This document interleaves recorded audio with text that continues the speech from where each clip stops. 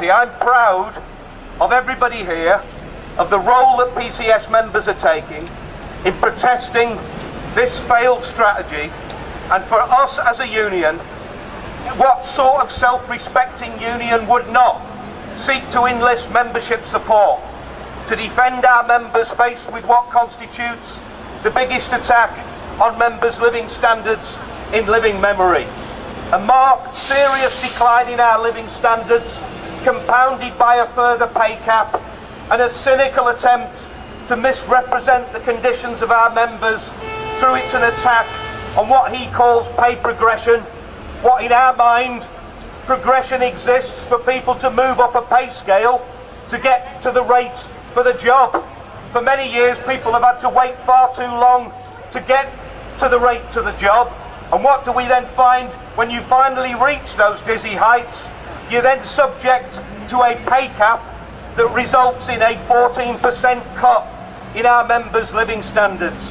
Only 20% of the jobs cut in the civil service, 60 to 80,000, have been implemented. We expect a further 80% to come our members' way. A stream of initiatives under so-called civil service reform, which results in an attack on all of the conditions of employment that we should never forget, were never gifted, were never handed over to PCS members and our members out of the benevolence of the Cabinet Office or Minister's heart.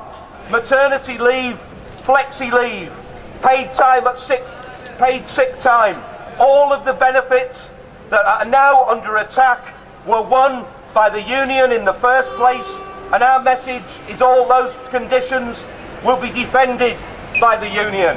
And as part of this ACT campaign, we're saying there needs to be a halt to the failed privatisation model.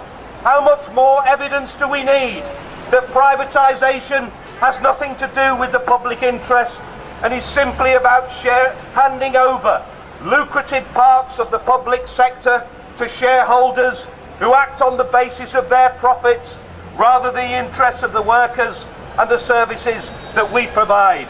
And I make this point that PCS, one of the many things we as a union can be proud of, is the work of our members and activists.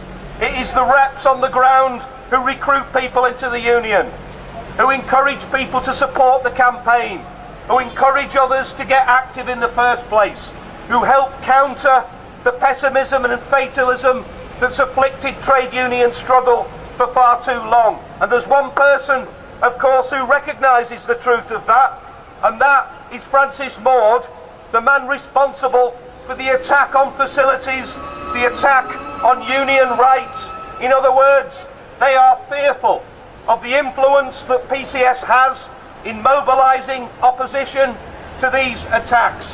And I conclude by saying that on any cursory glance and analysis of Osborne's statement yesterday would tell not just PCS members, but workers in the NHS, in local government, in the post office, in schools, in the fire service, there is no respite from these cuts.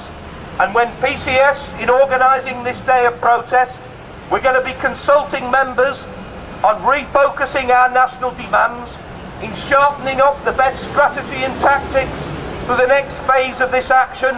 But we make this appeal not just to PCS members, but every worker organised in a trade union and every worker who should be organised in a trade union, that PCS want to coordinate the action that we take together.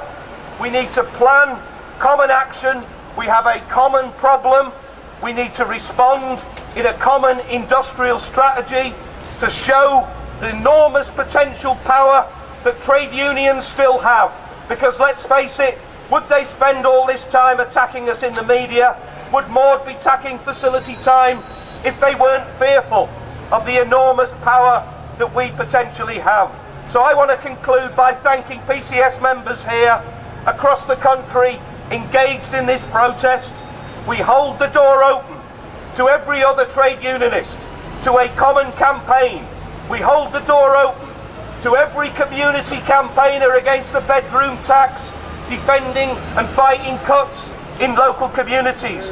We need to mobilise a massive campaign that unites all against austerity, but use this as an opportunity to put our alternative based on tax justice, investment in creating jobs, providing the housing that people need, investing in clean, renewable climate jobs. Let's use this as an opportunity to inspire our members and working people in general by not just saying what we're against, but by fighting for a positive view about how Britain can be. Thanks very much for all that you've done in making this protest a success.